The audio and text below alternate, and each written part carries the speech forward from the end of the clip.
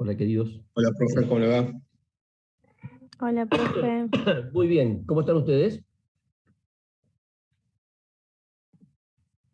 Bien, terminando la semana. Les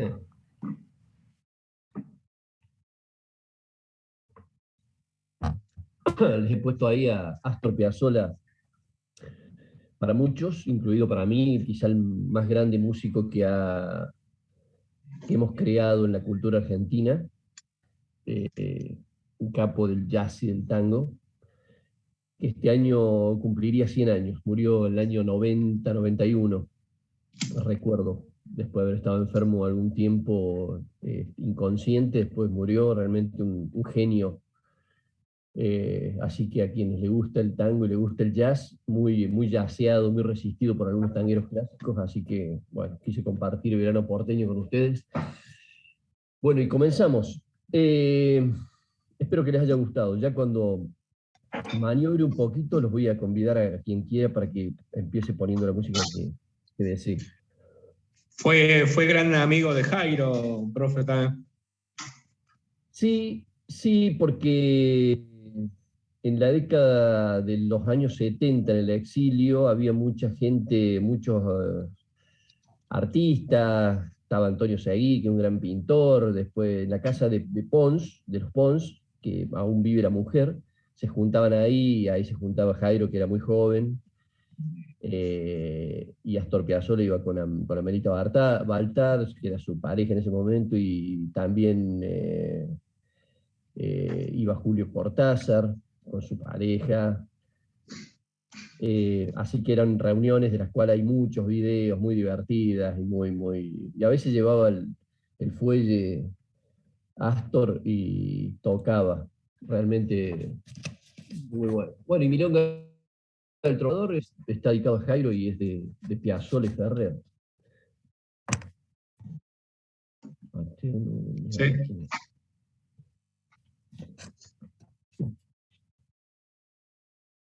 Bueno, vamos a retomar lo nuestro, estamos en la unidad número 5. Después vamos a ver una parte del práctico para que, para ayudarlos y ayudarles, para que eh,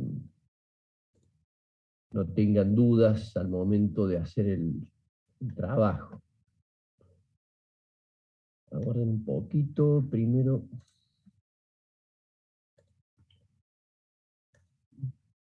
No tengo puesto acá.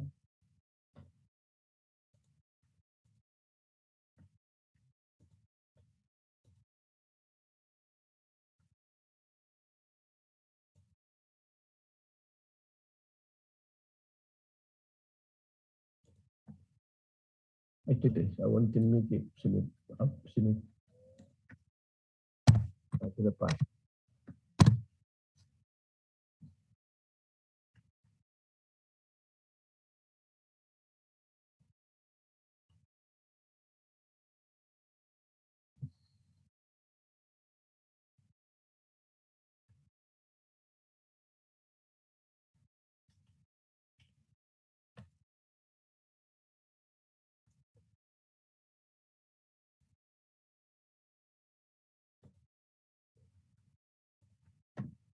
Bueno, vamos a echar un vistazo a nuestro apunte porque realmente para tener éxito en el parcial hay que tener dominio de nuestro material.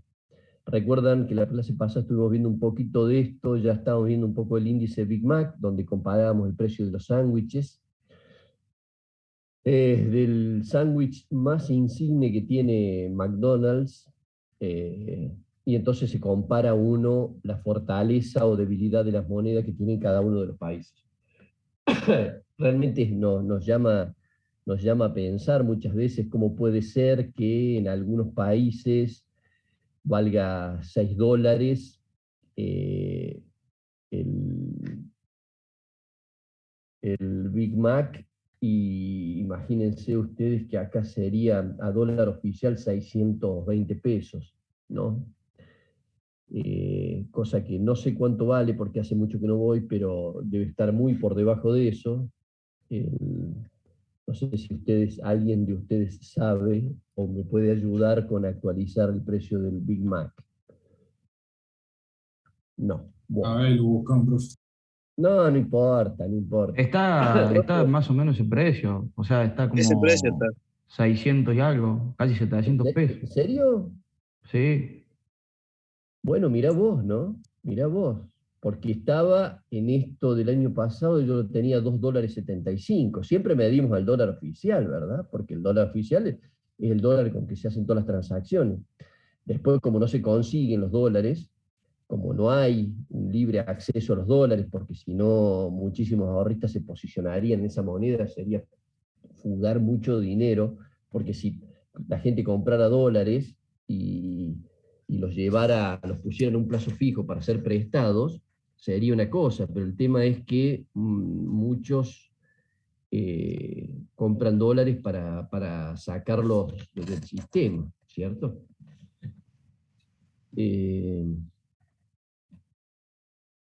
Aguarden que este joven no lo tengo.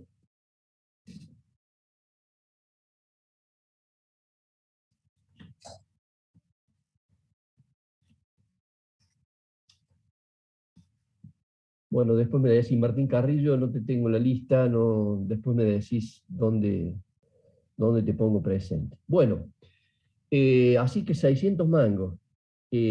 Claro, no, acá no sé si es, creo que es el triple de carne, ¿no? El que va por el Big Mac acá. Bueno, estamos viendo algunos otros activos financieros. Recuerden siempre que activos, instrumentos financieros son nombres que se admiten como sinonimia y pueden ser entendidos como los depósitos bancarios que están a la vista. Acá están puestos en orden de liquidez. ¿Qué quiere decir liquidez? Que son los más accesibles de todos, ¿no?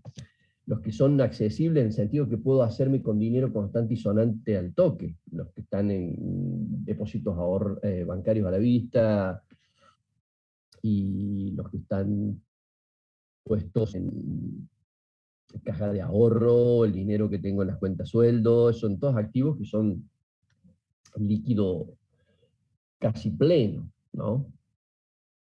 Después va la posibilidad de acceder y de hacerlo dinero constante y sonante se va reduciendo. El depósito a plazo fijo tengo que esperar que se venza. El acuerdo que hice con el banco, si lo puse a 30 días, lo puse a 90, lo puse a 180, o un año. Eh, eh,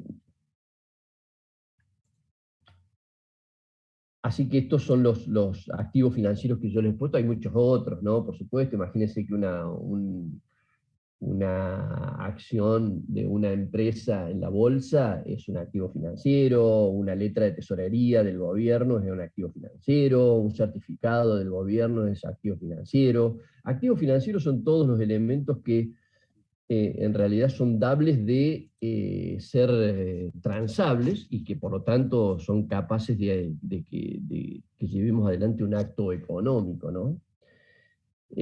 Por supuesto que los niveles de aceptación cambian, no es lo mismo dinero constante y sonante o dólares que un terreno, que puede ser la titularidad de un activo, en este caso un enclavado, digamos, ¿no? Los títulos públicos, el gobierno argentino tiene muchos títulos públicos, de ese modo se fondea, ¿qué quiere decir? Va a buscar dinero.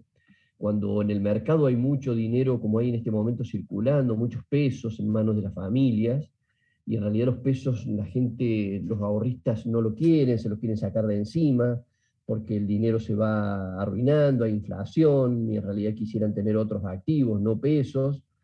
Entonces el gobierno sale a vender títulos públicos donde promete un interés determinado y entonces los tenedores, los ahorristas compran esos títulos y el gobierno se hace de esos pesos y de paso seca o chupa una parte de la cantidad de dinero que hay en la plaza y por lo tanto cuando yo quito dinero de la plaza le quito la posibilidad de que hagan presión sobre el dólar, ¿no? Entonces eso es un juego muy común, el gobierno Martín Guzmán hizo este mes salió a vender, le fue mejor que el mes pasado. El mes pasado logró recuperar el 61% de los títulos, esta vez le fue un poco mejor, debe haber ofrecido un punto más de tasas, etcétera, ¿no? Títulos públicos.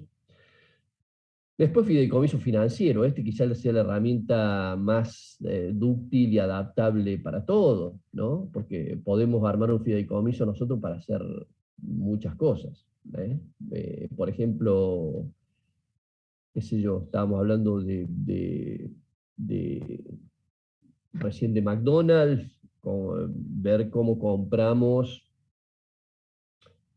eh, un, un permiso para que nosotros podamos instalar y llevamos adelante, lo hacemos a través de un fideicomiso financiero y después lo devolvemos a medida que vayamos teniendo un cash flow, un flujo de caja con nuestro nuevo negocio, o sembrar maíz, ahora viene la temporada de maíz, entonces probablemente juntemos ahorristas que quieran poner millones de pesos para llevar adelante una, una siembra, ¿no?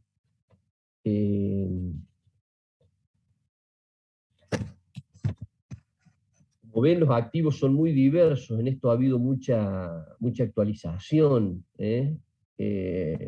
Hoy en día, si tuviera que caracterizar a la plaza, digamos, en el mundo, hay mucho dinero dando vueltas, hay mucha presión y buscan nuevos sitios a donde invertir, ¿no? Porque hay mucho dinero proveniente de mucha acumulación de actividades lícitas y no tan lícitas, y ese dinero va buscando siempre dónde ir a posicionarse. Imagínense ustedes que si ustedes fueran un gran financista, un Warren Buffett norteamericano, y tienen disponibilidad de 500 millones de dólares, entonces cuando ponen ese dinero en los bancos el interés es casi residual y entonces van a buscar otras acciones. ¿Qué otras acciones puede ser? Bueno, hay lugares donde hay una rentabilidad más alta, donde el riesgo es mayor, pero el interés que se puede ganar es mayor, entonces comienzan a ir a esos sitios. Por eso hay lugares que se dinamizan tanto a partir de que acumulan inversiones, porque son atractivos, ¿no? Después les voy a comentarles algo sobre los unicornios argentinos. La clase hace 2 o 3 clases atrás les conté lo que era un unicornio eh, y entonces hubo noticias esta semana que quiero compartir con ustedes.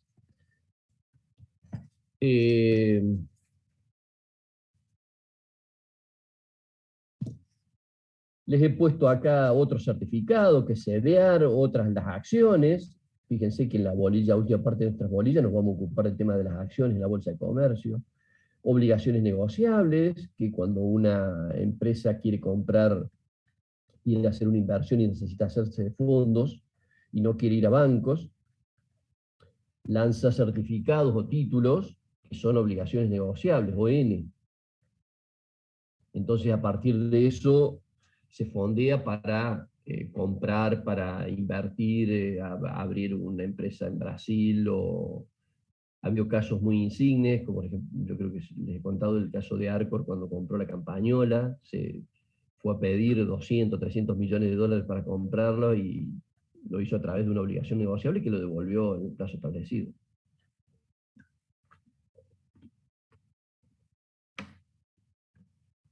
Los cheques de pago diferidos, que fue un modo, digamos, de legitimar el sistema, digamos, de cheques que están puestos a plazos y que, bueno, en este caso son legales.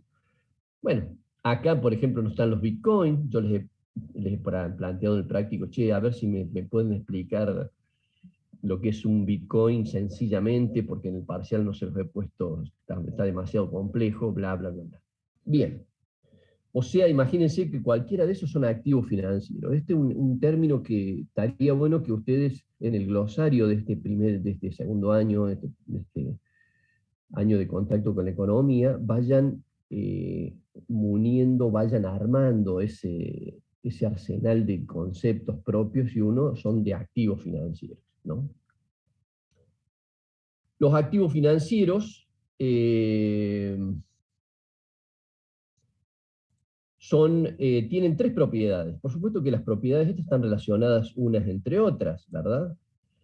La liquidez es la principal propiedad, que es el nivel de aceptación que tiene un activo. un activo que es más aceptado es un activo que puede realizar actos económicos en forma más extendida. Hay muchas veces que el dinero en efectivo es el que más moviliza un acto, podemos conseguir hasta precios mejores por pago cash o en dólares, depende a cuánto nos digan que cotizan los dólares, porque probablemente si nosotros vayamos a comprar material de construcción para hacernos un arreglo en la casa y vamos a un lugar, nos acepten dólares y nos van a decir que lo pago al precio del dólar contado con líquido, o el dólar blue. Entonces, evidentemente, desprenderse de dólares a 160, 170 puede ser interesante como un activo líquido, ¿no? Por eso la liquidez es uno de las propiedades. La otra es la rentabilidad, que es cuánto me puede retribuir ese activo, cuánto me puede dar a nivel de renta, de ganancia, de intereses, etcétera. Yo puedo, por supuesto que la rentabilidad es un elemento que no todos los activos rinden del mismo modo. ¿Y esto de qué va a depender, profe? Y va a depender de que yo tenga información, de que yo maneje un ciclo determinado de algo y por lo tanto tengo información como para ir a comprar o a pararme en un activo determinado. Supónganse ustedes, si yo tengo dinero, tengo acciones en AstraZeneca, que es una de las empresas que vendió vacunas por cientos de millones de dólares, no es lo mismo lo que valían las acciones de AstraZeneca en enero del año 2020, que lo que valían a final del año 2020. El rendimiento probablemente ha sido el doble. Bueno, y en ese caso no es un tema de información, o no tanto de información, porque nadie imaginaba una pandemia de semejante magnitud. Pero bueno, como ven ahí, la rentabilidad también depende de varios eventos. O por ejemplo, si yo soy de la empresa Rappi, no es lo mismo lo que valía antes, lo que vale la empresa, el valor de libros, lo que valía antes, lo que vale ahora, por ejemplo, ¿no? Entonces, fíjense cómo esa acción, cómo ha cambiado ostensiblemente el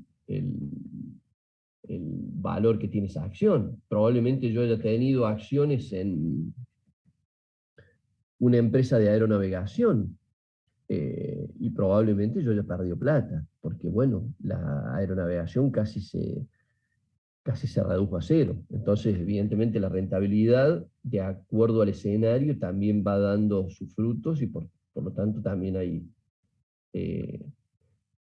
por ahí, si nosotros nos hubiéramos desprendido rápido de acciones, podríamos haber perdido menos. Y el riesgo es la tercera de las propiedades,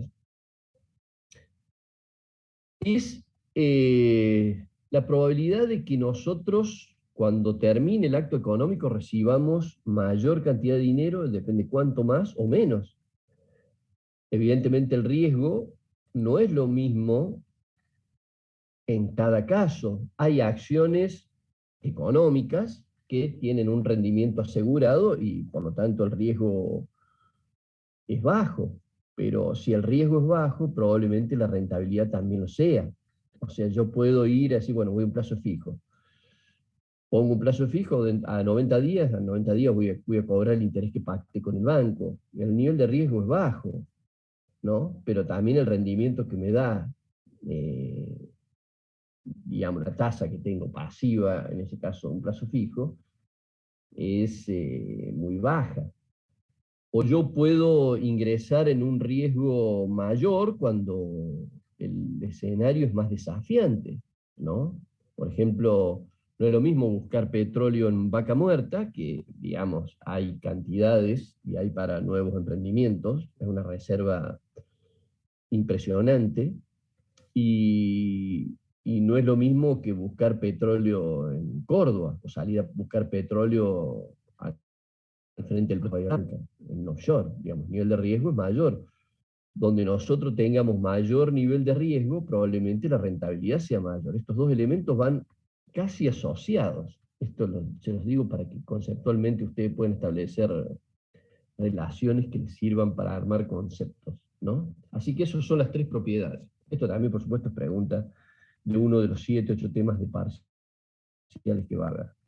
El otro tema que viene a continuación es el tema encaje bancario. El encaje bancario, más bien encajar, véanlo como un verbo, como una palabra clave, que quiere decir poner en caja, no quiere decir te encajo, quiere decir poner en caja, quiere decir encaje bancario, quiere decir, el concepto es que normalmente cuando alguien va y hace un depósito a un banco, de acuerdo al tiempo que lo deje al dinero del banco, el banco deberá tener ese dinero dispuesto para ser devuelto cuando lo pida el ahorrista. Voy a dar un ejemplo. Si yo en mi cuenta sueldo de mi banco pongo 1.000.000 de pesos, o sea, ese 1.000.000 de pesos el banco no lo puede tocar, entre comillas. El banco lo tiene que tener libremente disponible. Yo si voy y lo quiero sacar esta tarde, si lo pudiera sacar, si tuviera autorización para sacar semejante magnitud, tiene que estar disponible. El banco tiene que dejar encajado todo. Lo mismo el dinero que yo tengo en cuenta corriente, si yo tuviera una chequera de 25 cheques y por lo tanto hago un depósito porque voy a emitir cheques.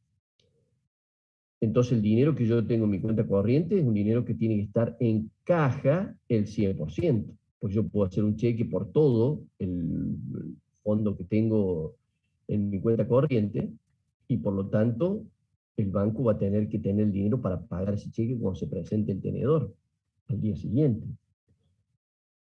¿Se entienden? Hay dinero que tiene que estar, está el 80% del 100% disponible porque el banco no está pagando interés por eso. Cuando el banco comienza a pagar interés por eso, ya puede liberar una parte. Yo si voy a un plazo fijo, hago un plazo fijo a un año, entonces yo durante un año no voy a poder acceder a ese dinero.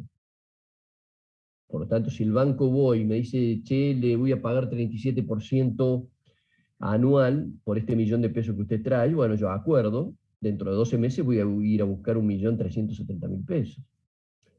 Y el banco, por supuesto, lo que poder prestar es lo que el máximo que le dé de posibilidad de liberar el Banco Central. En este caso, como es un plazo fijo a largo plazo, el banco va a poder liberar un 80% de eso que recibe. Por eso en esto hablamos la otra vez de dinero secundario, recuerden ustedes. Entonces el banco recibe 1.000.000 de pesos, me promete pagar a mí en 12 meses 1.370.000 pesos, 37%, y entonces el banco deja en caja el 20% de 200.000 pesos y sale a prestar 800.000 pesos. Porque el Banco Central en un año de ese préstamo de 800.000 pesos va a tener que recuperar los 370.000 que me va a pagar a mí de intereses para devolvérmelo. Entonces va a tener que prestar y prestar bien y poder recuperar, ¿no? Para poder pagar el interés que me prometió a mí.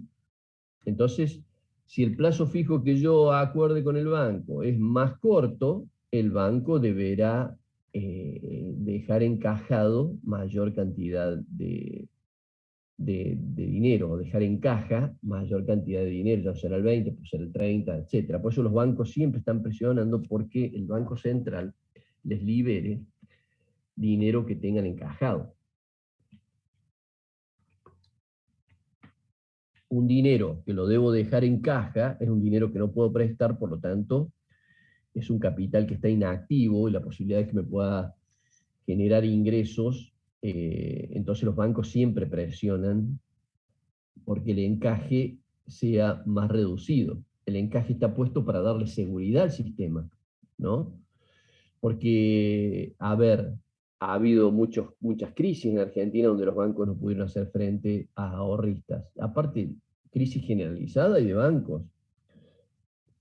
por ejemplo, acá el Banco Roela, se corrió la voz y la gente comenzó a retirar depósitos el día lunes y el banco quebró en esa semana.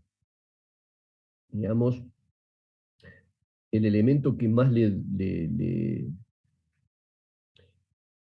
preocupa a un banco es su confianza. Es la confianza que tengan sus clientes de él. Entonces el gerente va a salir, no hay problema, están garantizados, que se tranquilos, pero si yo veo que crece un rumor de que el banco no va a poder hacer frente a los depósitos, entonces los ahorristas preocupados van a ir a sacar su dinero y en el momento que un banco quiebra, porque no puede hacer frente a esos retiros. Y acá ha habido muchísimos bancos que ha habido información privilegiada donde unos vivos, que por supuesto tenían información privilegiada, fueron y sacaron sus depósitos, y hubo muchos otros y otras personas que realmente tuvieron que hacer juicio por años para poder recuperar lo que tenían. La crisis de 2001 pasó eso. Imagínense una crisis donde nosotros tenemos un sistema monetario que valía 1 a 1, un peso, un dólar, y entonces yo tengo un depósito donde podía hacerlo en dólares o en pesos, y tengo 100.000 dólares, 100.000 pesos, y se produce una devaluación como la que se produjo con el ministro de Economía, Remeldínikov, cuando estaba Eduardo Duhalde, y el peso se devaluó un 400%. Entonces yo, imagínense usted que tenía 100.000 pesos, 100.000 dólares, cuando voy al banco tengo 100.000 pesos, pero ya tengo solamente 25.000 dólares. O sea, imagínense la magnitud de la devaluación que se produjo. Entonces hubo muchísima gente que evidentemente imagínense el daño que hizo a una arma noble que es el ahorrista en ese momento, ¿no? Así que este es un tema muy importante, digamos, ¿no? El tema en general hay mecanismos, el Banco Central se hace cargo por una cantidad de depósitos de los bancos, pero en depósitos más importantes se tiene que hacer cargo el banco, ¿no? En general lo que observamos, y esto no es es que en general los bancos tienen niveles de protección muy altos.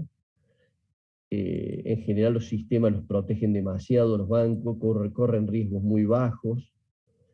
Si ustedes se preocupan y buscan los balances que tienen los bancos, siempre son balances positivos.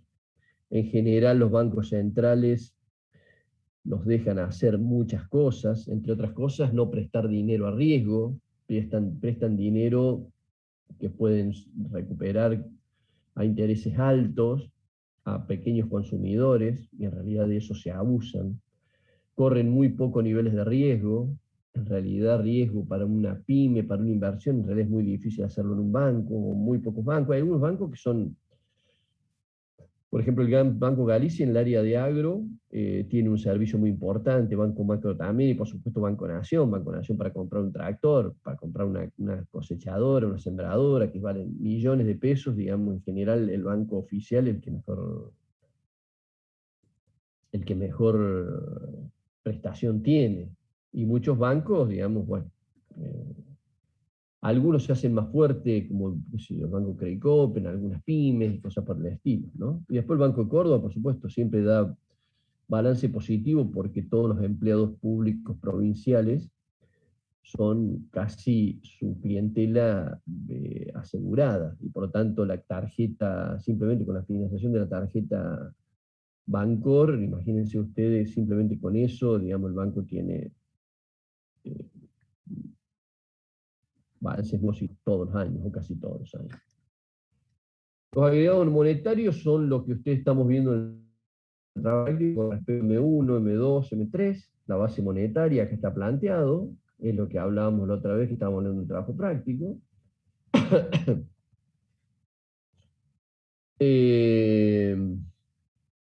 En general, las teorías monetaristas, liberales, neoliberales, hacen mucho hincapié en esto, en la base monetaria.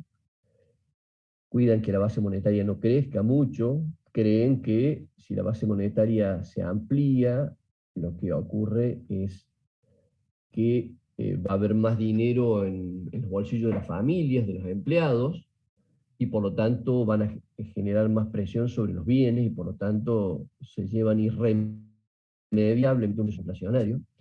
Esto es casi el precepto básico de las teorías liberales y neoliberales, ¿no? Por eso cuidan mucho, son teorías monetaristas, ¿no? Ya las vamos a ver cuando vayamos a la unidad 7, algunos elementos más, ¿no? Por eso cuidan mucho. Si yo tomo hoy, leo los diarios, voy a notar de que el Banco Central le dio al Tesoro. ¿Qué quiere decir? Que el Banco Central le dio a la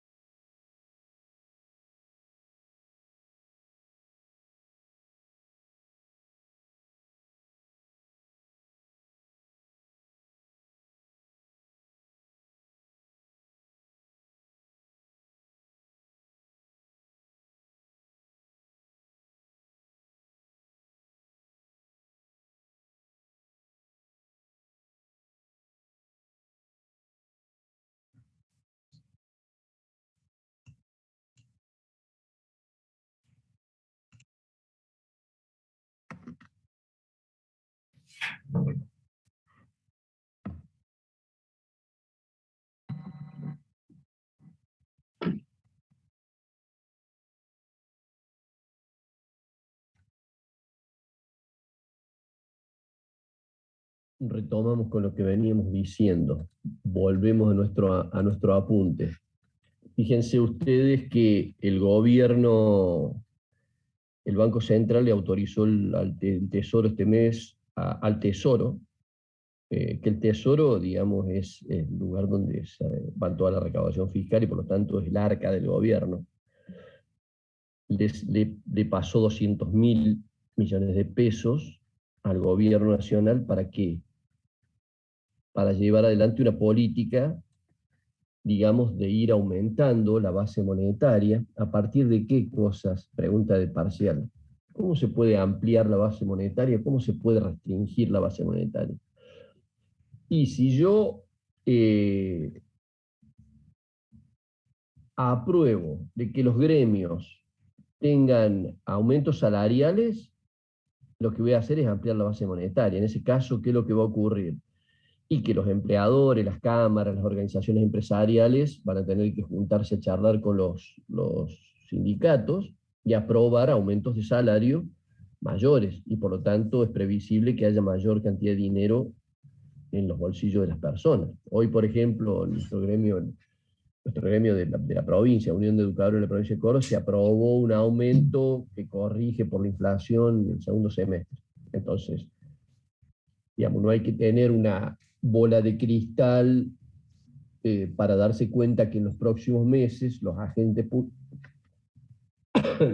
públicos provinciales, enfermeros, médicos, docentes, empleados públicos, etcétera, van a tener ingresos salariales y por lo tanto, evidentemente, va a haber una masa mayor de circulante en posición de la familia, en este caso los agentes públicos. Por lo tanto, evidentemente va a haber una mayor liquidez en el sistema, ¿no? Si yo autorizo un aumento de jubilaciones, de haberes jubilatorios para jubilados, lo que hace esa política del gobierno, ese aumento de salarios, evidentemente lo que hace es expandir la base monetaria. Por lo tanto, los jubilados van a tener un aumento de 5.000, de 4.000, etcétera, pesos por cada uno de los jubilados, y por lo tanto, ¿qué puedo presumir? Que hay mayor cantidad de dinero en manos de las familias, en manos de las personas, y por lo tanto, depende de la situación en que esté la economía, yo puedo mínimamente predecir qué es lo que va a hacer. Porque, digamos, no es lo mismo que si yo gano 250.000 pesos por mes y voy a tener un aumento de salario y voy a ganar 300.000, es probable que yo pueda hacer más de una cosa con ese aumento. Entre otras cosas, puedo ahorrar. Entonces, eso el sistema sería noble o virtuoso para un sistema económico, porque bueno, también consumir es noble, pero quiero decir que para personas que tienen ingresos altos, un aumento de 50.000 pesos no necesariamente puede implicar de que a lo mejor en el mercado de autos, digamos, haya un mayor dinamismo. Pero en general las personas que tienen altos ingresos, las empresas, las familias de mayores ingresos, en general pueden hacer más de una cosa cuando tienen un ingreso extra. En cambio, los sectores que tienen ingresos más reducidos, los primeros deciles de la distribución del ingreso, en general lo que hacen cuando uno tiene un aumento de un salario, un haber mínimo, lo que hace es consumir, digamos, ¿no? Entonces, en general, digamos, por eso estas son dos tipos de política. Pregunta del profe es esta, por ejemplo, decir, che, a ver, denme, por favor, ¿me pueden decir qué podría hacer yo deme un ejemplo de política monetaria restrictiva o una política monetaria expansiva? Bueno, si yo evidentemente los ejemplos que doy de aumento de salario o de aumento de haberes de los jubilados, o imagínense usted que yo soy el Banco de la Nación, tengo créditos blandos, por lo tanto hay más gente que se anima a sacar créditos. Entonces, quiero decir, si yo tengo una tasa de interés baja, probablemente el dinero esté más barato y más gente saque dinero porque se anime, porque ve que el dinero está barato y puede tener acciones económicas alternativas que le den mayores beneficios, ¿no? Entonces, fíjense esto. Esta es la política monetaria. En general, la política monetaria tiene una tasa de interés y esta curva es lo que marca la demanda del dinero. Si yo tengo una tasa de interés alto, fíjense acá donde estoy marcando yo, si yo tengo una tasa de interés alto, evidentemente el saldo, digamos, va a haber, digamos, poca demanda. Porque, bueno, a un interés alto, ¿quién va a sacar? Yo tengo una pyme y me ofrecen, me ofrecen dinero y a una tasa del 70%, del 60%. Bueno, digo, ¿qué negocio puedo tener yo para poder pagar una tasa del 60%? Ahora, si yo voy a R1, escucho, si voy a R1, que podría ser una tasa de interés más baja, fíjense que yo voy aumentando. Si la tasa de interés baja, lo que voy haciendo es tener más disponible, porque va a haber mayor cantidad de familias, empresas que van a ir a sacar un crédito porque la tasa de interés es baja. porque me conviene, ¿no? Y si yo la bajo más en R2, mayor cantidad. Y si yo la bajara en R3 acá, mucha más. Entonces, si yo tengo en este caso una tasa de interés baja, lo que presumiblemente voy a hacer es que voy a tener una política monetaria expansiva. Eso, profesor, profe, se puede entender con esto que está sucediendo de los planes 60 cuota o incentivar el consumo de ciertos productos, como el caso, ahora creo que salió por el tema de la línea blanca, heladera y bueno, todo ese tema. ¿Se puede entender eso como una política expansiva, digamos? Exactamente. O sea, por eso yo siempre, digamos, yo no linkeo con ustedes, les doy artículos, les digo que lean diarios, porque en realidad todos los conceptos que nosotros vemos tienen un vínculo con lo que pasa en la realidad. Bien dicho. O sea, a ver, están buscando que haya chicos programadores, chicos y chicas, jóvenes, que sean programadores, ¿no? Anoche lo veía en una entrevista al dueño de Voilà, un pibe que tiene 35 años, Barbieri de apellido, ¿no? Ha estado años en Inglaterra, en Estados Unidos, y él es dueño de lo que se llama un unicornio. Un unicornio en economía es una empresa que en su valuación vale más de $1.000 millones, ¿no? Y el pibe tiene 35 años. Tiene 35 años, pero ¿qué es lo que ve? Él dice, ¿a qué se dedica Voilà usted? ¿Qué es lo que hace Voilà? Porque en Argentina, ahí vamos a compartir un poquito el diario, un artículo, en Argentina ya hay 11 unicornios, 11 empresas que valen más de $1.000 millones, ¿no? Brasil, se podría decir que 3 veces Argentina, y tiene solo 14 empresas que valen $1.000 millones. ¿Qué quiero decir con esto? Fíjense cómo se mide el talento, ¿no? Evidentemente, nuestra universidad, desde el año 80 y pico, cuando era estudiante yo, que armó la carrera de Ingeniería en Sistema y de ahí en más toda, evidentemente ya lleva casi 40 años, 35, 37 años, produciendo recursos humanos especializados en programación y eso. Los clústeres informáticos en Córdoba, en Tandil, en Capital. Entonces creo que ocurre en Argentina. Y hay muchos recursos humanos. Por eso el gobierno que dice, va a haber crédito a 100.000 pesos para aquellos que quieran programar.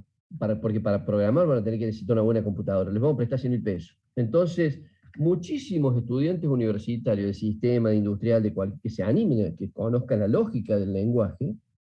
Entonces, Uala tiene 1.000 empleados en Argentina y en otros lugares del mundo, la mayoría en Argentina. Va a salir a buscar este año otros 1.000 empleados más.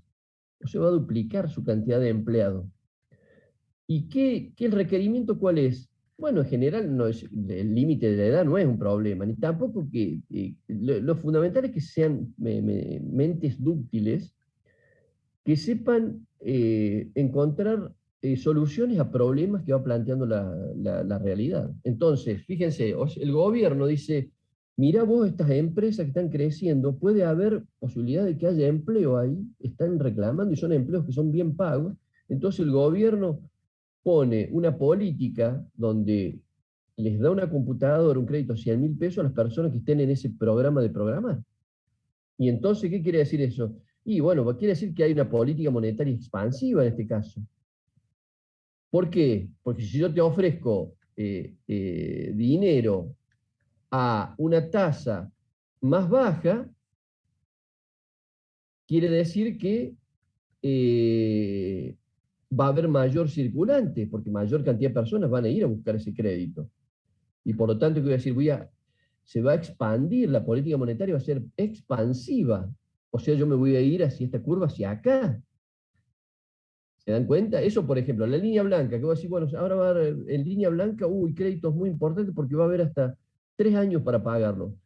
¿Y qué puedo comprar? Bueno, en línea blanca son los bienes durables. Entonces, se va a favorecer ese sector. En ese sector va a aumentar el empleo porque qué buena oportunidad para yo comprar una heladera que probablemente valga 100.000 pesos, comprarla a 3 años. Entonces, si yo en realidad aflojo la tasa de interés, lo que va a haber es una política monetaria expansiva y va a haber más demanda en ese sector. Lo que yo tengo que cuidar, siendo el gobierno, es que en función de que haya mayor capacidad de consumo de un sector que no se lo lleve una empresa que cobra por encima de lo que valen los productos. Entonces, si la empresa toma nota de que va a haber créditos blandos para comprar heladeras, y la heladera valía 80.000 pesos y ahora vale 95.000, evidentemente la parte del león se la va a estar llevando una fábrica. Entonces yo tengo que cuidar de que haya competitividad, de que haya muchas empresas que produzcan, y que haya la posibilidad de que puedan ingresar importados, porque si las empresas se ponen de acuerdo y se están llevando una rentabilidad por encima de la media histórica, entonces yo puedo abrir la importación para de algún modo atenuar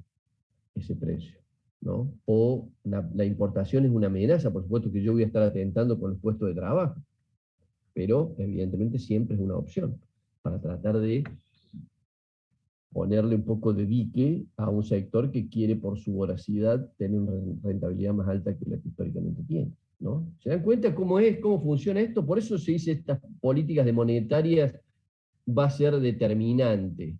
Si yo a una máquina agrícola tengo tasas subsidiadas, en general, si el banco cobra una determinada tasa, yo lo subsidio y llega hasta acá, probablemente los saldos disponibles para que se expanda la base monetaria va a aumentar. Todas estas políticas son de este tipo. Si yo pongo becas progresar para estudiantes, ¿qué hay que hacer? Y hay que progresar, hay que ir a cumplir con lo académico, etc. Entonces yo probablemente vaya a eso. Si yo digo, por ejemplo, fíjense ustedes, no hay obreros, faltan obreros para juntar la fruta. ¿Por qué? Porque el salario es bajo, y porque en general la gente que tiene planes no tiene miedo de perder un plan por ir a la cosecha. Bueno, entonces la política del gobierno va a ser, van a poder los trabajadores rurales tener planes de apoyo, de auxilio, planes sociales, y van a poder tener ingresos. Entonces ahí, ¿qué es lo que está haciendo el gobierno? Es como si estuviera pagándole una parte del salario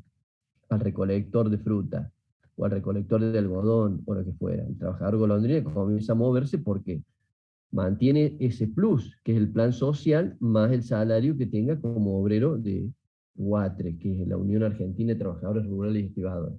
¿Se dan cuenta cómo operan las políticas, cómo las políticas monetarias van operando en el sentido de hacer más expansivo o más restrictivo una base monetaria?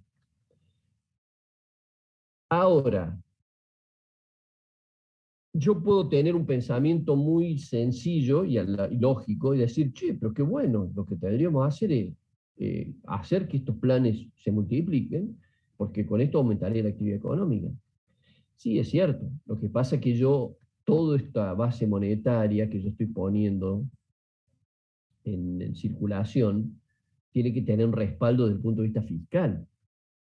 O sea, yo como Estado debo cuidar mis recursos, de tal modo que los recursos que yo disponga para las personas, para las familias, para las empresas, tengan base con respecto a mis ingresos fiscales. Porque si yo utilizo esta política y la utilizo mal, puedo generar una expansión en la base monetaria y después, digamos, a ver, la base monetaria más activa va a generar mayor actividad económica, y el Estado, imagínense ustedes que con el IVA nomás ya está recuperando el 21% de todo el dinero que se pone. ¿Se dan cuenta cómo es un impuesto injusto, pero qué útil que es? Entonces, si yo digo, bueno, a ver, le voy a prestar a los chicos 100.000 para las computadoras. Cuando voy a las computadoras, el IVA directamente, cuando compra la computadora, el IVA va para el gobierno. Entonces, me prestó 100.000, pero en realidad me prestó 79.000, porque inmediatamente lo otro, el 21% va hacia el gobierno. ¿Se va entendiendo? Esto es muy sencillo, pero hay que comprometerse, como todo en la vida. Y les puedo asegurar una cosa, no es porque me presten atención a mí o no, que lean, no, pero cuando uno se apropia de un concepto, se apropia de un conocimiento, no sé, pero eso me ocurre a mí, no lo quiero transportar o trasladar a ustedes, pero uno siente una satisfacción de entender un fenómeno que parece complejo, pero fíjate vos la lógica que tiene. ¿Se entiende lo que soy capaz de hacerme comprender para que ustedes vean el goce que tiene la apropiación del conocimiento para comprender un fenómeno que tiene cierta complejidad. Tiene cierta complejidad.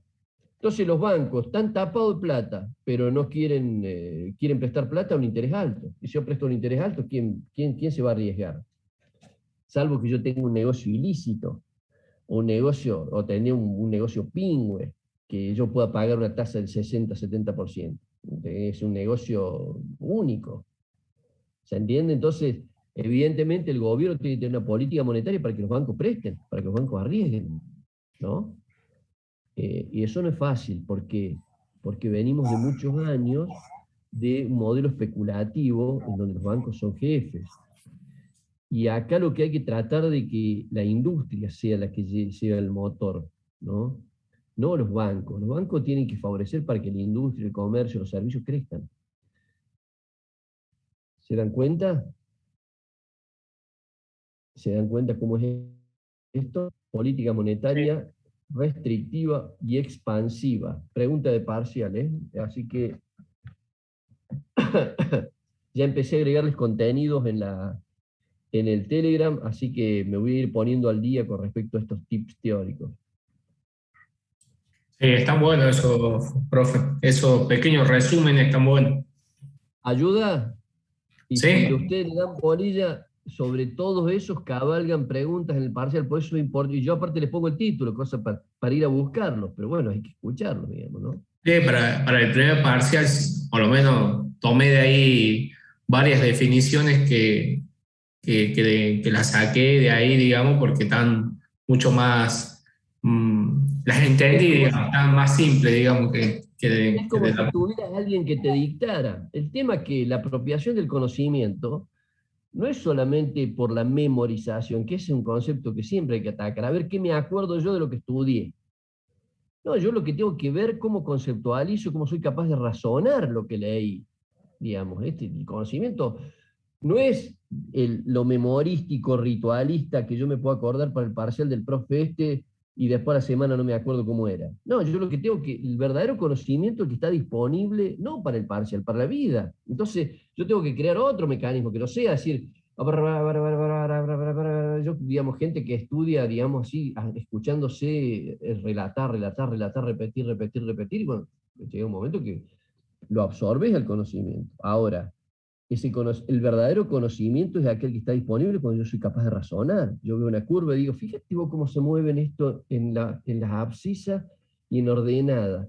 Voy a hacer un movimiento, hasta lo puedo hacer con un programa. Para moverlo digo, mira vos, claro, a ver, nosotros en el gobierno de Macri, el, perdón, el tercero y el cuarto año fueron el modelo de la financiación.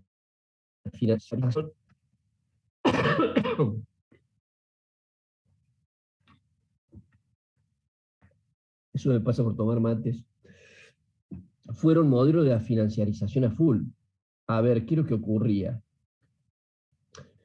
Y el gobierno trataba que los ahorristas no se fueran al dólar, porque en ese caso el dólar estaba liberado. Y entonces, para que no se fueran al dólar, ¿qué es lo que hacía? Generó las letras, las LELIC y las LEVAC, y son letras que daban un rendimiento altísimo. Entonces, ¿qué es lo que hacían los bancos? Le prestaban al gobierno. Entonces, el gobierno emitía la LELIC y el gobierno, cuando tenía inflación del 40%, pagaba el 70%. Entonces, los bancos le prestaban dinero al gobierno. Y el gobierno, ¿qué les daba? Les daba LELIX o LEVAC. El problema es que cuando esas LELIC o LEVAC llegaban al vencimiento, el gobierno tenía que darles lo que le habían prestado más del 70%. ¿Y cómo pudo hacer eso el gobierno? Por eso está el origen de la deuda, está en eso. El gobierno, para evitar que los ahorristas se posicionaran en el dólar, ofreció un activo financiero, un título, que tenía un rendimiento altísimo, muy por encima del rendimiento del dólar. Y los bancos no le prestaban a nadie, porque imagínense ustedes cuando el gobierno les da LELIX y les paga un interés a los bancos exorbitante, el 70%, los bancos tienen alguien a quien prestarle y le prestan el 70%. Imagínense si ustedes iban de una pyme a pedirle un préstamo al banco. El banco le decía, mira, si el gobierno que me va a pagar me paga el 70%, cuando yo le presto a un empresario pyme o a una empresaria pyme, le tengo que cobrar el 85, el 90%, porque el riesgo es más alto. Entonces imagínense qué negocio podía haber en Argentina donde un emprendedor pyme fuera a pedir un crédito y pagar el 90%. Nada. Entonces, ¿cuántos créditos daban? Ninguno. Y las empresas, ¿qué pasó? Quebraron. Quebraron 11.000 empresas. ¿Se dan cuenta por qué esto es interesante? Ustedes van a ser ingenieras e ingenieros de sus propias empresas o van a tener que aconsejar esto. Entonces, para aconsejar van a tener que conocer. ¿Se entiende? Va a haber momentos de flujo y momentos de reflujo. Esto es importante. Profe, consulta. Pero con los préstamos, o sea, con préstamos del FMI, ¿ese dinero fue a cubrir el rojo que teníamos de la balanza financiera, digamos, la plata esa que ingresó me imagino, el préstamo del FMI? La mayor parte tuvo ese destino, la mayor parte era, bueno, la balanza comercial era roja, estaba en rojo, por lo tanto ahí hay que sacar dólares. Teníamos un déficit fiscal primario, esto es para los gastos del Estado, sin contar el endeudamiento, de 2 puntos del PBI, eso también iba para eso, y teníamos déficit de vencimientos, que es el déficit fiscal total, de vencimiento que teníamos por préstamos externos, otros 2 puntos, que también tenía que sacar un crédito. Y aparte este mecanismo requería dinero que vos iba, ¿quién tiene los 50.000 millones de dólares? Y los tienen los que se beneficiaron con este mecanismo del ELIC y del EVAC. Simplemente tenés que ver los titulares, ¿quiénes son? La mayoría son los bancos y tenedores privados. O sea que... Ahí yo vi el otro día un Excel en donde hay unas 40.000, 45.000 nombres de titulares y de empresas que fueron los beneficiarios. Hay 10 que se llevaron una partecita, pero hay unos 45.000 que se llevaron, digamos, una parte muy importante de los 45.000 millones. Entonces, es decir, por eso, digamos, por ahí la gente dice, ¿cómo puede ser? A ver, ¿ese dinero dónde está? Y ese dinero está en los bolsillos de quienes apuntaron a una especulación financiera, vieron un gobierno que estaba demandando dólares, temía de que la gente se fuera al dólar y tenía por lo tanto que devaluar y ofreció un activo de más alta tasa de interés. ¿Y eso qué hizo? Bueno, lo que hizo con semejante tasa de interés es esto, una política monetaria restrictiva, creyendo ¿qué?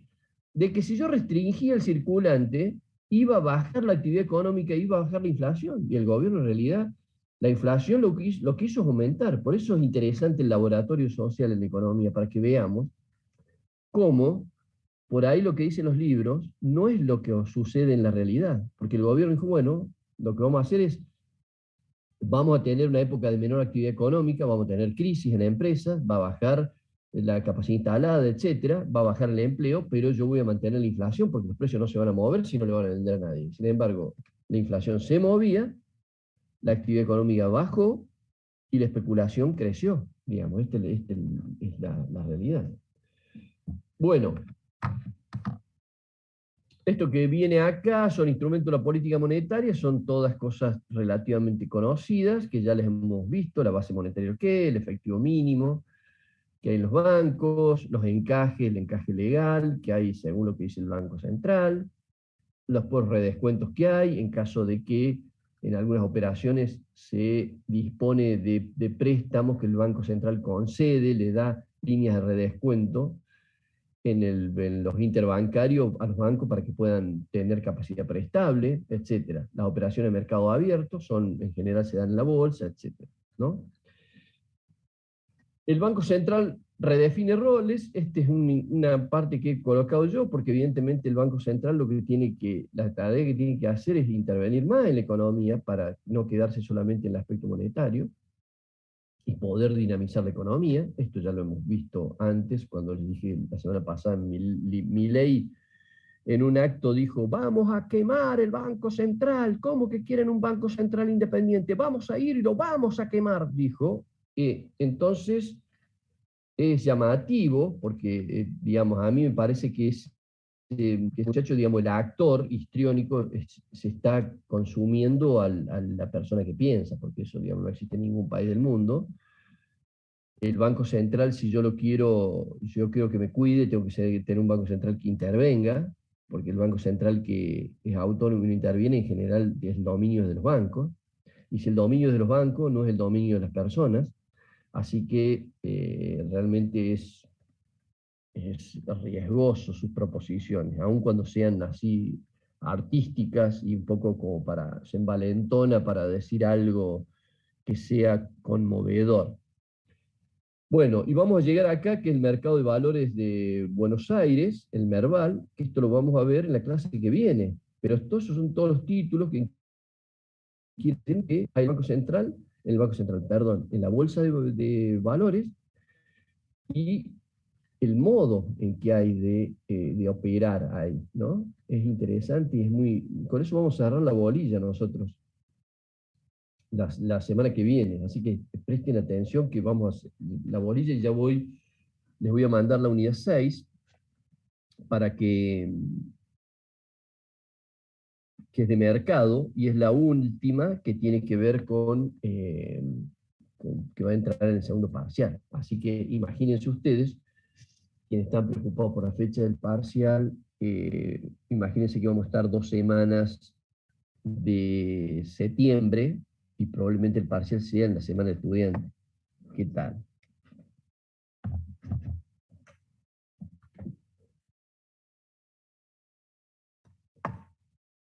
Se quedaron congelados, todos. No, no, Estamos todos acá. en mi caso estoy pensando, pues rindo en esa semana, el 15, rindo un final, tenemos una de las mesas de examen, así que... No hay drama, por eso nosotros lo que siempre hacemos es que cuando estemos cerca de eso, les voy a consultar y ustedes, en función de lo de la mayoría disponga, lo vamos a tomar en esa fecha. Así que no hay drama. Probablemente sea después del 15, por supuesto, hacer el 20. Pero bueno, ya lo veremos. Voy a compartir un ratito el trabajo práctico número 3 para que también no le perdamos la pisada a esto. Entonces, todo esto que estuvimos hablando recién, fíjese la magnitud del circulante, acá la pregunta. Entonces, ustedes cuando vayan a buscar estas curvas, M1, M2, M3, M es todo el circulante, lo que van a ver es que cómo ha ido aumentando. Entonces, ¿qué es lo que van a ver ustedes? Si toman el circulante en el año 2020, que fue el año de la pandemia, van a notar un circulante determinado, enero, febrero, y después van a notar que crece. ¿Por qué crece? Y porque el gobierno lo que hizo, intervino en la base monetaria con los créditos del IFE, 10 millones de personas durante 4 meses cobraron el IFE, el ATP para las empresas, las pymes, pagaron salarios para empresas no que lo quiebren, entonces todo ese dinero el Banco Central lo autorizó, pero es dinero que fue de la fabriquita, de la maquinita. Entonces ese dinero que circuló, van a notar el crecimiento ahí en la curva. O sea, digo para que cuando hagan el práctico no le respondan al profe para que se quede tranquilo, sino hagan el práctico para que ustedes puedan construir conocimiento. Entonces, mira, ¿por qué aumentó acá? Y acá abajo. Porque el comportamiento monetario que tiene Martín Guzmán ya en 2021 es muy distinto. Es muy distinto. Por ejemplo, no hay IFE, y debería haber, porque hay mucha gente que todavía no ha podido salir. Y no hay ETP, hay un repro ahí para las empresas. Por ejemplo, fíjense ustedes en el turismo, vieron que ahora hay un plan previaje, en donde uno puede contratar un paquete de turismo para enero, febrero, para noviembre, para diciembre, etcétera, y el gobierno le va a devolver el 50% de lo que gaste en el paquete. Yo me anoto hoy, y entonces voy a ir a Mar del Plata. Voy a ir en avión, los pasajes en avión, arreglo con el hotel y arreglo dos restaurantes para ir y un alquiler de un auto allá. Todo eso me junta 120.000 pesos. Entonces, voy como estoy en la nómina, digamos, de previaje, voy al Banco Nación, el Banco Nación me extiende una tarjeta donde si yo gasté 120.000, me da 60.000. Entonces yo, cuando me vaya a Mar del Plata, voy a tener una tarjeta con 60.000 mangos para gastar, que el banco me lo cede. Fíjense que eso no es un subsidio, pero una ayuda, un aliento. ¿A quién? A un sector, que es el turismo, que ha estado muy golpeado. Entonces, esa cantidad de dinero es dinero que el Estado genera en su intervención para ayudar a un sector golpeado, restaurantes, hoteles, etcétera, líneas aéreas, líneas de transporte terrestre, etcétera. Entonces, en esos lugares, fíjense ustedes, ¿no? Imagínense ustedes lo que se mueve con las artesanías, los pequeños viajes, los guías, la cantidad de tareas que hay en torno a eso. Entonces, el gobierno dinamiza ese sector poniéndole dinero. ¿Cómo? Y pone dinero a través de pagar la mitad de lo pactado que tenga cada turista con su familia. Fíjense, por eso digo, si nosotros nos apropiamos conocimiento, establecemos link permanente en la vida diaria para consolidar nuestros conocimientos. Acá les tiro un desafío extra, ¿no? Porque los últimos 2 puntos, 3 y 4, ya si se corta, volvemos y lo retomamos. Investigue cuál es la tasa de interés de un crédito de 20.000 pesos. Yo les dije, bueno, imagínense usted el monto que quieran, pregunte por 40.000 pesos. Lo que me interesa a mí es cuánto interés están cobrando esas cajas de efectivo ya, ¿no? Y acá les voy a contar la pequeña historia con respecto a Ualá. No le estoy haciendo, por supuesto, ningún tipo de difusión y de publicidad a Ualá, a pesar de que realmente es admirable lo que están haciendo, porque no estoy en la lista, digamos, de Ualá, porque Ualá es una empresa de servicios financieros. ¿Saben lo que hace Ualá? Lo que hace es darle créditos a aquellas personas que no han accedido al crédito y empezar a generar la historia crediticia a las personas que no acceden al crédito. Fíjense ustedes, y yo la pregunta que le hago acá, préstenme atención, por favor, es que pregunten ustedes cuánto están cobrando de interés estas casas tipo efectivo ya. Y por supuesto el interés que están cobrando es usurario. Entonces, ¿qué es lo que, sin ser yo un visionario, estas casas van a desaparecer todas? Creciendo, Ualá creciendo, estas casas van a desaparecer todas. Está bien que así sea, porque esto son casas que son de los bancos, o de socios de banco, y utilizan un mecanismo autorizado por el Banco Central para que desplumen a la gente. ¿Desplumen a qué gente? Y a los pobres que no tienen, tienen ingresos muy reducidos y que no tienen acceso al crédito formal. ¿Por qué? Y porque tienen solamente un recibo sueldo y están en el veraz, no pagaron las últimas crisis que ha habido en Argentina, no honraron deuda o el banco les pide intereses extra, tienen juicios, y no acceden a ningún crédito. ¿Qué es lo que hace Ualá? Ualá es una empresa que a todos aquellos lo que apunta es a que un montón de personas que hasta ahora no participaban del mercado financiero ingresen. Entonces uno se abre una cuenta y Ualá te financia con una tasa de interés, que eso me van a decir ustedes, porque esto como curiosidad. A ver cuánto está la tasa de interés de Ualá comparado con la tasa de interés de efectivo. Pero ellos, por ejemplo, la honra de créditos que tienen con gente que por primera vez saca un crédito Ualá es altísimo, porque las personas buscan honrarlo el crédito, cumplir con el crédito. Y hay créditos que son de poco monto para pequeñitas cosas como esta, o créditos para mejorar su vivienda, créditos que son de 300, 400.000 pesos. Entonces ellos De hecho, profe, se han ubicado en también un tienen, nicho.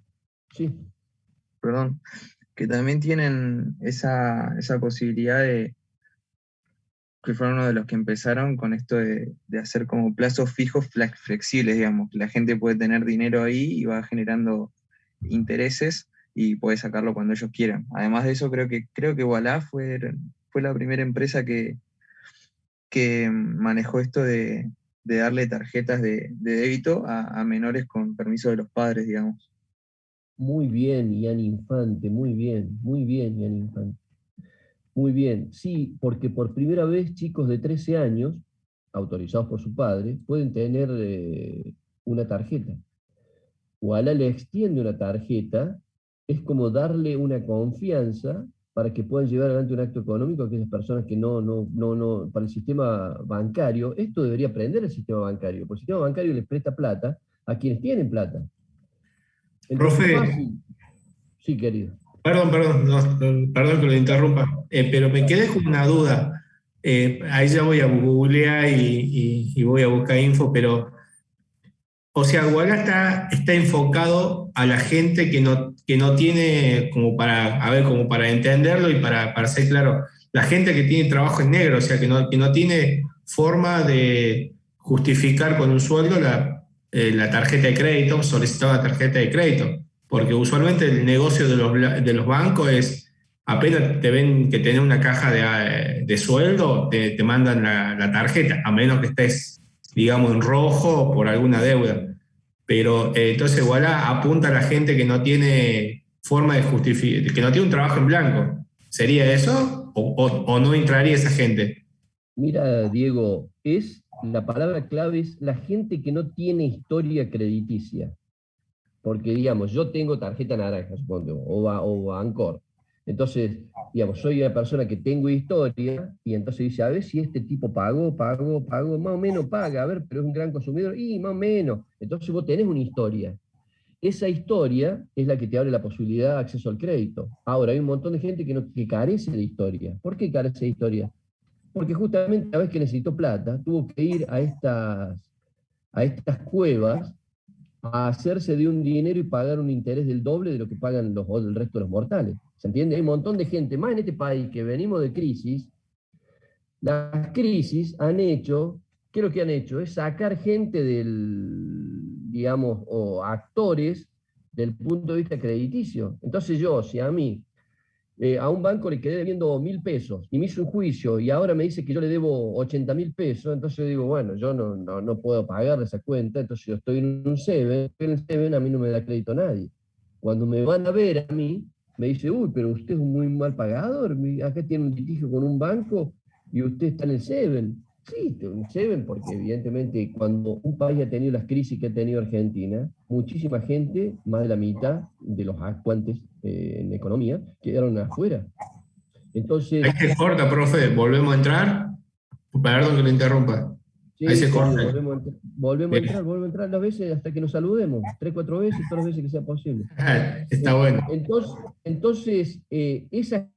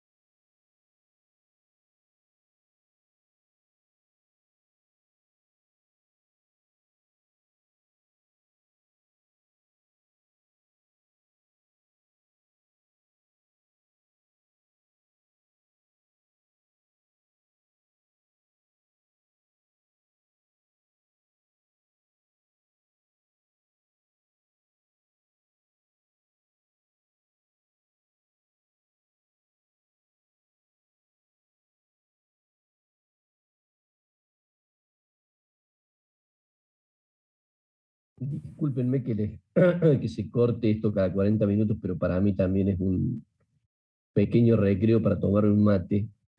Así que les pido disculpas por tener que andar reingresando 2 o 3 veces, pero bueno, vamos a ser generosos y generosas para poder comprendernos. Volvemos al punto donde estábamos. ¿Por qué quiero establecer relación con esto? Y quiero que lo establezcan porque en esto va a haber pregunta del parcial seguro. Yo les he preguntado acá, investigue cuál es la tasa de interés para un crédito de 20.000 pesos, de 40.000 o 50.000, pongan ustedes el monto. En general, yo he tratado de poner un salario, esto es del año pasado, un salario es 40.000 pesos. Yo tengo un recibo de 40.000 pesos, ¿cuánto me cobra efectivo ya para prestarme a mí 40.000 pesos a devolver un año? Normalmente, históricamente, lo hago con todos mis estudiantes. Ha habido momentos donde la tasa era del 110%, ¿no? O sea, los bancos prestaban al 45% y acá la tasa era exactamente el doble. Entonces, fíjense ustedes que en el caso de Walla, por eso estamos hablando de Walla, yo no soy, tengo la camiseta de Walla y nada por el estilo, simplemente cuando yo veo que aparecen esas empresas que se denominan unicornios, que comenzaron en una casa que reformaron y tenían 15 empleados, y veo lo que están haciendo hoy, me llama la atención para decir qué está pasando en la economía. Porque, a ver, a empresas, a Techin, que es una empresa que se dedica a hacer caños sin costura para petróleo, entre otras cosas, o a Sindar, que es una empresa de la economía real, metalúrgica, hacer los primeros 1.000 millones les llevó décadas. Y sin embargo, ¿qué pasó en esta empresa? Que el titular de Gianfranco Barbieri tiene 35 años. Y es el presidente de una empresa que ya tiene una evaluación de 1.000 millones de dólares. Entonces, no sé si a ustedes les llama la atención, a mí me llama la atención porque, digamos, a quienes tenemos un ancla en la economía real, concreta, no, digamos, del área de lo intangible, de aquello que hay cosas por el estilo, una obra de arte, etc. Eso nos sorprende. Entonces, esto me permite decir a mí, fíjense, esos pibes tuvieron una virtud. Entonces, la tridimensionalidad, digamos, vamos trabajando adelante. No logro escucharte bien. ¿Me podés repetir? Perdón, profe. No, tenía el micrófono abierto. Ah, bueno, perdón. Ya hablé mi hermano. No hay problema. El tema es lo siguiente. Fíjense que esta empresa, ¿qué vieron estos pibes? De que hay un montón, en las crisis sucesivas que hemos tenido, hay un montón de pequeños agentes, actores, personas, familias, que no ingresan al sistema crediticio. ¿Y qué es lo que hace Walla? Se dan cuenta que los bancos están muy chochos de andar cazando dentro de aquellos, cazando en el zoológico, digamos, ¿no? Por hablar de una barbaridad, digamos, es decir, prestarle a quien tiene plata. Entonces, ¿quién se ocupa de esos pequeños actores en la economía que están preocupados por generar historia crediticia? Porque esta es la palabra clave de Walla. Entonces si Walla me presta plata, yo compré una bici, me prestó 100.000 pesos y yo la bici la devolví con el interés que me había planteado, entonces yo comienzo a generar honra crediticia y comienzo a ser un sujeto de crédito de otro tipo. ¿Qué es lo que hizo Mercado Pago? Hoy fui a comprar una cosa en Mercado Pago, ¿no? No tenían la tarjeta normal, y se te lo hacía por Mercado Pago. Le digo, es carísimo. Bueno, era un servicio en el auto de 1.500 pesos, me terminó cobrando 1.800 pesos.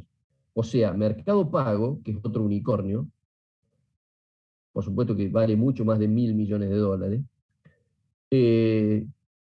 se ocupa de negocios financieros, entre otras cosas, básicamente, y tiene un interés que es usurario. Entonces yo, cuando las opciones de financiación me dicen, tenemos Mercado Pago, yo digo, no, disculpa, no lo llevo, cuando tenga servicio con una tarjeta de banco, otro tipo, con interés más real, lo llevo. ¿Se entiende? Entonces, como ven, no todas las empresas hacen lo mismo, ni sé qué es lo que va a hacer Walla, no pongo la mano al fuego por nadie. Digo, ¿cómo hacen los que hacen? ¿Cómo se dan cuenta los que hacen de que eso hay que hacer? En Argentina hay 11 empresas, una de ellas es Globant, por ejemplo, una empresa de servicio informático, que debe valer 5.000, 6.000 millones de dólares. También creado por pibes, tienen promedio de 40 años. El dueño de Mercado Pago tiene 45 años, Galperin. Entonces, fíjense ustedes para dónde va el mundo, porque ustedes son los que lo van a vivir y van a ser protagonistas. Digo, porque, digamos, no solamente una currícula cursar en ingeniería, es también para tomar contacto con la realidad concreta y a partir de eso analizar las oportunidades que hay. más para quienes son ingenieros industriales, porque si yo doy clase en ingeniería en sistemas, o en ingeniería electrónica, o en ingeniería en construcción, el objeto está más reducido, que es la construcción electrónica o el sistema. Ustedes pueden tomar todo. Por eso es importante que no me den bolilla a mí por ser el profe, porque tengo temor, porque tengo que probar para no. Denme bolilla porque ustedes tienen que analizar la realidad donde viven, el contexto, el devenir y las oportunidades. Bueno, es todo lo último que digo por hoy. He hecho un vistazo a los diarios, salgo de acá. El último es Fondo Común de Inversión. Fíjense lo que es un Fondo Común de Inversión, está explicado en activos financieros, y fíjense qué banco lo tiene. Banco Nación tiene uno, el Carlos Pellegrini tiene varios. Los bancos privados tienen otro. Yo quiero que me den cuenta de algún instrumento de este tipo en la banca pública. Este Fondo Común de Inversión, el Carlos Pellegrini en Banco Nación, está conformado de este modo, porque tiene múltiples activos, por eso es un Fondo Común de Inversión. Y ahí termina el práctico en la unidad 5 y ya empezamos a hablar de la unidad 6 la clase que viene. Comparto parejo y comparto. Es curioso, profe, ahí justo estaba viendo un poco, es curioso, Ualá no es ni banco ni entidad financiera, o sea, por lo tanto no puede ser regulada por el Banco Central. Es, es curioso el rol que tienen y cómo juegan y cómo usan. Muy bien, Dieguito. Bueno, que hagan esto lo que hay que hacer, asomarse y ver cómo hacen los que hacen. A ver, pero también el mundo al que vamos, a ver, yo soy, digamos, industrial, pero de fierro, industrial de metalurgia, me gusta el acero fundido, me gusta porque, digamos, creo que ahí reside en la manufactura la posibilidad de desarrollo, pero no soy un necio ni un obcecado para darme cuenta que el área de servicio es lo que ha crecido. Aparte ellos están convocando y dicen, necesitamos 1000 jóvenes brillantes. ¿Qué es lo que no me gustó a mí de lo que dijo? Les soy transparente. Él dijo, ya una carrera universitaria no define, digamos, como Sí. necesidad de terminarla para hacer algo. ¿Por qué? Porque ellos saben dónde reclutan. Yo daba clase en ingeniería de sistema y yo veía que daba clase, esta materia de economía es parecida, pero es micro, un poco otra cosa, economía de la empresa. Y entonces vos veías que en tercer año, después en cuarto abandonaban muchos. Y abandonaban porque pegaban el primer trabajo y a la empresa donde iban, les decían, ¿cuántas materias te faltan para ingeniería? Y dice, me faltan 22 materias, de cuarto y quinto. Y dice, mira, la verdad que esas 22 materias a nosotros nos interesan 2. Vamos a capacitarte. Digamos, nosotros, digamos, por supuesto, seguir estudiando está muy bien, pero, digamos, la especialidad es muy concreta. Entonces, muchísima gente en ingeniería de sistemas va hasta cuarto, abandona, porque ya en la empresa donde está comienza a hacer capacitaciones puntuales, de nicho. ¿Se entiende? Por eso el tipo subrayó 2 veces que yo hubiera sido más cuidadoso, en el sentido de decir, ¿por qué? Pues yo puedo dejar ingeniería para trabajar en Walla, pero probablemente dentro de 5 años deje de trabajar en Walla y diga, qué choto, ¿por qué dejé ingeniería? Porque ahora podría trabajar en cemento, o en petróleo, en cualquier otra cosa. Riñones, decía Carlito Bala, riñones. Sí, es curioso ese tema, es el tema es más, las empresas cuando hacen la entrevista te solicitan, bueno, en qué año estás y toda esa info y después, bueno, ya depende después de cada uno adentro de la empresa cómo avanza, porque hasta, creo que sí, teniendo un estudio avanzado de ingeniería, cualquiera sea, te permite ubicarte muy bien en una empresa. Eso depende de las habilidades que tengas, digamos. Pero sí también te vas a chocar con una pared dentro de una empresa porque está puesto que o sea, ningún cargo de gerencia puede, o a cargo de personal en empresas, si no tiene un título universitario, no puede tener, digamos, personal a cargo, digamos. Lo que O, ocurre, Barbieri, el de Walla, decía, nuestros primeros empleados, dice, ¿a quién se los sacamos? A Globan, ¿no? ¿Y por qué se vinieron? Y dice, se vinieron porque vieron que era una oportunidad y no le agarraron. Dice, hay otro que se iba a Europa y le contamos el proyecto cuando eran 10 o 15 personas y decidió quedarse. Y hoy es el gerente de marketing. ¿Cuál es la idea, digamos? ¿Por qué yo creo que es importante estudiar? el estudio nos da no solamente acopio de información, capacidad de resolución de temas complejos. Cuando yo tengo mayor recorrido, hoy en día puedo analizar el fenómeno Wallah, pero ustedes son jovencitos, jovencitas, tienen todavía en el mundo de la producción, el mundo de la actividad, para trabajar 30, 40 años más. Imagínense las novedades que va a haber de acá a 20 años. Entonces, las mentes abiertas, formadas, con conceptos, son las que van a ser capaces de absorber los nuevos fenómenos, que estos son ahora, pero no sé cuáles serán dentro de 20 años. No los iré a ver yo, a analizarlo. ¿Se dan cuenta? Me meto al diario de Negocios. Fíjense qué interesante este diario, porque dice hacia un capitalismo nacional. Mira qué raro, ¿no? El diario es, digamos, parte del grupo de Crónica y todo eso. Fíjense, Mercado Libre invirtió una suma millonaria y compró parte de Aleph, otro de los unicornios. Mercado Libre ingresó en Aleph. Sigo, vacunas, Bitcoin, unicornio, Michael Burry y letras de tesoro, las 5 claves del día del mercado. Qué interesante. Veo esto, no sé qué es. Tienda Nube es el nuevo unicornio argentino y ya suman 11. Las compañías de esta categoría se duplicaron este año gracias a enormes inversiones. Otro título, Argentina tiene un nuevo unicornio, Tienda Nube, el que reía recién. Fintech, las empresas, Fintech, fíjense, buscan empleo en Argentina. ¿Cuánto pagan y qué piden? Son empresas, o tech en inglés. Fintech, digamos, empresas tecnológicas. Fíjense, acá está el pibe que les hablaba yo. Barbieri. Fíjense la pinta que tiene Barbieri. Parece que fuera una de las fotitos que están en el curso hoy, ¿no? 35 años. Wallah recibe histórica inversión y se convierte en el 10º unicornio argentino. La ronda de capitalización fue liderada por el SoftBank Latin American Fund, porque él estuvo en Estados Unidos y en Inglaterra, tiene una relación. ¿Se dan cuenta lo que es esta? Se buscan inversores para hacer negocio en la luna. 3 claves para la explosión de billeteras virtual en Argentina. La billetera pagarán impuestos. Fíjense lo que este diario especializado, fíjense en esta página que yo puse con un motor de búsqueda simplemente para que nos metamos en eso. Bueno, demasiado abrumado por hoy y no sé si tienen preguntas. A las fotos le puedo... Estoy viendo, profe. Ramiro. Ramiro, ¿qué? Hola, profe. No, estoy viendo así por curiosidad eso, el crédito ya, aún pidiendo 20.000 así. Y te dice que en 12 cuotas era 2.800 por cuota. Te tira así ya el cálculo para cómo vas devolviendo. Y me puse a multiplicar y son 35.000 mangos casi devolviendo.